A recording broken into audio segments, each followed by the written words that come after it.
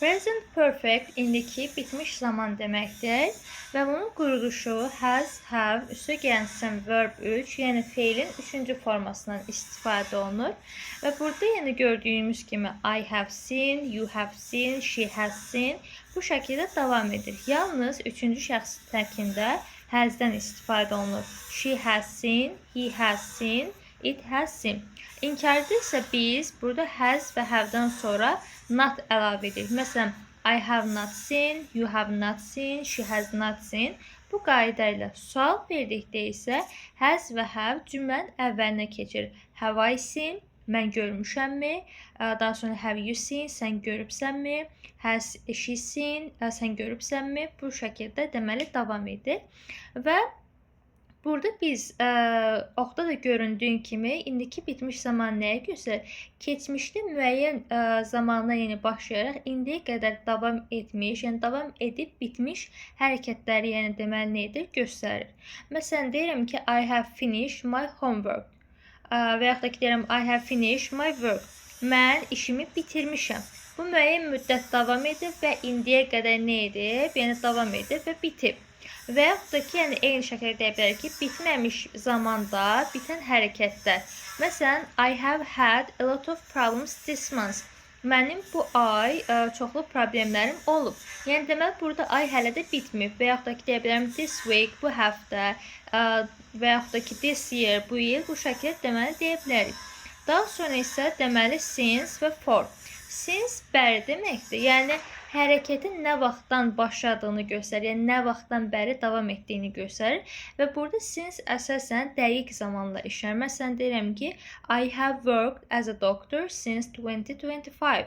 Mən 2025-dən bəri həkim kimi işləmişəm. Yəni bu 2025-dən bəri davam edib və bitib.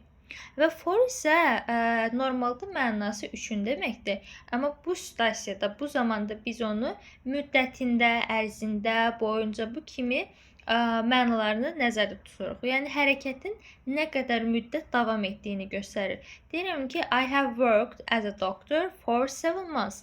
Mən həkim kimi 7 ay işləmişəm. Yəni deməli burada since mənim hərəkətimin nə vaxtdan bəri başladığını, nə vaxtdan bəri davam etdiyini göstərir və for isə hərəkətimin nə qədər müddət davam etdiyini göstərir. Daha sonra isə biz əgər ki, since-dən sonra bir yəni zaman işlətmək istəyiriksə, bu yalnız past simple, yəni keçmiş sadə zaman ola bilər. Niyə keçmiş sadə zaman? Çünki keçmiş sadə zaman digər zamanlarla müqayisədə daha dəqiqdir. Çünki bu hərəkətlər əsasən keçmişdə bir dəfə olur və bitir. Məsələn, mən başladım, mən bitirdim, mən etdim. I started. Nə deyirəm? Mən başladım.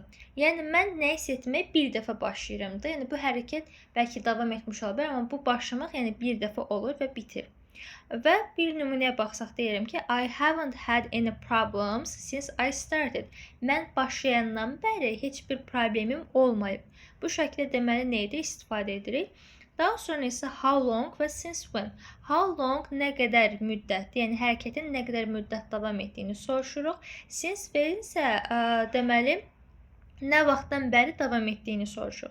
How long have you worked as a doctor? Sən nə qədər müddət deməli və yaxud da ki, teacher də deyə bilərik. How long have you worked as a teacher? Sən nə qədər müddət müəllim kimi işləyibsən? Və yaxud da ki, deyirəm, since when have you worked as a teacher? Sən nə vaxtdan bəri müəllim kimi işləyibsən? Lakin biz when və what time-la, yəni hər ikisi nə vaxt deməkdir.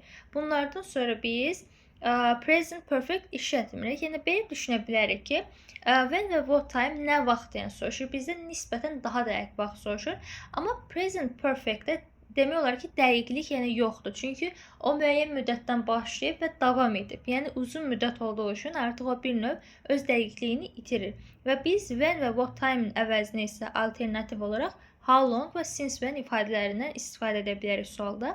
Zaman göstəriciləri isə yəni burada today, this-dən olanları deyə bilərik. Never, ever, already, just, yet, since, for, daha sonra for ifadələr, recently, lately bunları. Today isə yəni today və tonight isə müxtəlif yəni zamanlarda yəni bəzən istifadə olunduğu üçün onları xüsusi olaraq qeyd etməmişəm. Amma ki onlara da diqqət etmək lazımdır. Daha sonra isə past perfect. Past perfect isə keçmiş bitmiş zamandır. Yəni burada isə quruluşu had + verb 3, yəni feilin 3-cü formasıdır.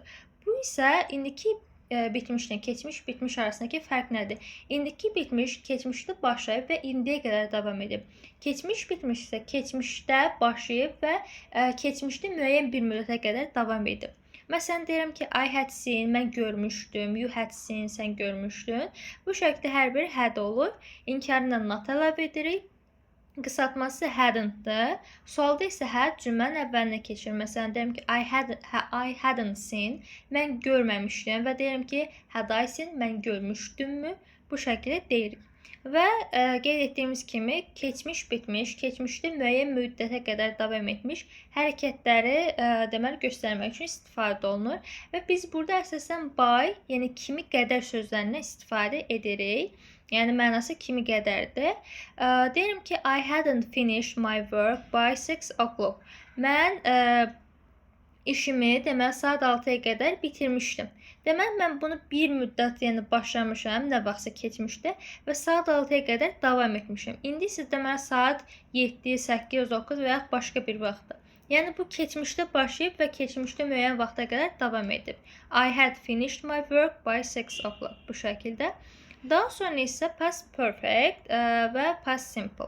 Və biz burada when, before, by the time bunlar varsa, bunlardan əvvəl past perfect işlədir. Yəni ondan sonra olmur. Yəni before bir növ mənasını da yadda saxlaya bilərək ki, before nədir? Əvvəl. Yəni past perfect deməli nədir? Before'dan əvvəldə işlənir. Deyirəm ki, the event had begun before we got to the school.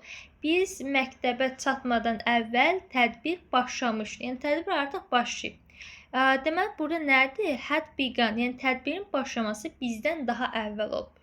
Ondan sonra isə biz məktəbə gəlmişik. Deməli nədir burada? Keçmiş bitmiş, deməli keçmiş sadə zamanın daha əvvəl olduğunu göstərir. Və burada isə zaman göstəriciləri baylı olan ifadələrdir. Məsələn, ayın sonuna qədər, həftənin sonuna qədər, ilin sonuna qədər və s. Already artıq, before isə əvvəldə. Daha sonra isə zaman uzlaşmaları. İndiki zamanla uzlaşa bilər, gələcək zamanla, keçmiş sadə zamandan, bitmişdən, davam edicidən, bunlardan işlənə bilər. Keçmiş davam edici isə həmçinin keçmiş davam edicidən də uzlaşa bilir. Gələcək isə indiki zamanla. Deməli, burada after və before məsələsi var və biz burada past perfect-də adından olduğu kimi belə yadda saxlaya bilərik ki, məsələn, before əvvəldir. Yəni, before-dan əvvəl biz past perfect işlədirik. After-da isə, yəni deməli nədir mənası sonra. Yəni, after-dan sonra past perfect işlədə bilərik. Həmçinin məna cəhətdən də yəni nəslini tapmaq olar, əgər ki, yaddan çıxarsa. Məsələn, deyirəm ki, we got to the school after the event had begun. Yəni, biz tədbir başlayandan sonra məktəbə çatdıq. Bir də deyirəm ki, biz məktəbə çatmadan əvvəl demək, tədbir artıq başlamışdı. Yəni, bu şəkildə istifadə edə bilərik. Daha sonra isə conditionals. Conditionals deməli şərt budaq cümlələrdir, daha doğrusu şərt cümlələrdir. Və burada 4 deməli bizim conditionalımız var. Zero conditional, first, second and third. Deməli zero conditional nədir? Ümumi həqiqətləri göstərmək üçün istifadə olunur. Və yəni həmişə doğru olan faktlar və s. deyə bilərik. Burada isə present simple olur. Yəni indiki zaman və indiki zaman. Deyirəm ki, if you heat water, it boils. Əgər sən suyu isitsən, o qaynayır. Deməli, bu nədir? Bir faktdır, bir həqiqətdir. Daha sonra isə first conditional gələcəklə bağlı olan real ehtimallardan danışılır. Yəni deyirəm ki, məsələn, burada quruluşu necə olur? İndiki zaman və gələcək zamandan istifadə edirik və willdən sonra nə olur? Feilimiz deməli ilkin versiyada olur, yəni birinci formasında. If you study hard, you will pass the exam. Əgər sən çox çalışsan, sən imtahandan keçəcəksən. Daha sonra isə deyirəm ki, nə? Second condition. Second condition isə xəyal və real olmayan vəziyyətlər üçün, yəni istifadə olunur və yaxud da ki, ehtimalı az olan hadisələr üçün. Deyirəm ki, if I were rich, I would travel the world. mən zəngin olsaydım, mən dünyanı səyahət edərdim. Deməli, cümlə quruluşu necədir? If-dən sonra sadə keçmiş, ondan sonra isə would və nə olur? Deməli, feilin birinci forması olur. Yəni, deməli, travel nədir? İlkin formadadır. Yəni, ikinci və yaxud da ki, üçüncü formada deyil. Və yaxud da ki, deyirəm, if I had a car, I would drive it every day. Mənim əgər maşınım olsaydı, mən onu hər gün sürərdim. If she knew Chinese, she would work in China. Əgər o Çin dilini bilsəydi, o Çində işləyərdi. Deməli, bu would-nun mənası nədir? Məsələn, would work işləyərdi, would study oxuyardı. Yəni, ardı ərdi mənasındadır bir növ. Və biz bilirik ki, normalda keçmiş sadə zamanla nə işlədirik? Deməli, was və were olur. Deməli, I, he, she, it. Biz bunlarla nə istifadə edirik? Was. Amma second conditions'da isə burada nə olur? Were-dən istifadə edirik. If I were, if she were bu şəkildə olur. Daha sonra isə third conditions-ı deməli bizi keçmiş peşmançılığı göstərir. Yəni keçmişdə baş verməyən hadisələr və onların mümkün nəticələrini. If-dən sonra deməli biz nə istifadə edirik? Past perfect. Deməli burada nə olur? Had və feilin üçüncü forması və ondan sonra isə would indiki bitmiş olur. If I studied harder, mən əgər daha çox çalışsaydım, I would have passed the exam. Mən imtahandan keçmiş olardım. Və yaxud da ki, deyirəm ki, if they had invited me, I would have come. Əgər onlar məni dəvət etsəydi, mən gəlmiş olardım. Deməli, bu şəkildə nə edirik? Yadda saxlayırıq.